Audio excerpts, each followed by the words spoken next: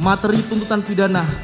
Sebelum kami sampai pada tuntutan pidana atas diri terdakwa, kami selaku jaksa penuntut umum dalam perkara ini wajib pula mempertimbangkan hal-hal yang kami jadikan sebagai pertimbangan mengajukan tuntutan pidana, yaitu hal-hal yang memberatkan.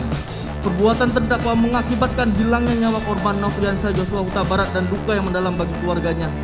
Terdakwa berbelit-belit dan tidak mengakui perbuatannya dan memberikan keterangan di persidangan, dan terdakwa tidak menyesali perbuatannya.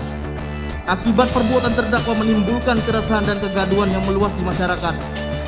Hal-hal yang meringankan, terdakwa belum pernah dihukum, terdakwa sopan di dalam persidangan.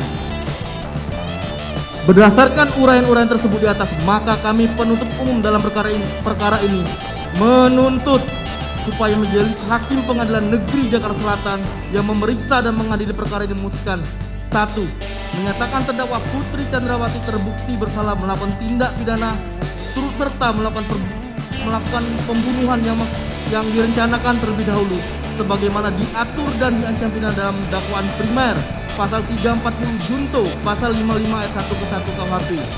2. Menjatuhkan pidana terhadap terdakwa Putri Chandrawati dengan pidana penjara selama 8 tahun, dipotong masa tahanan dengan perintah terdakwa tetap ditahan.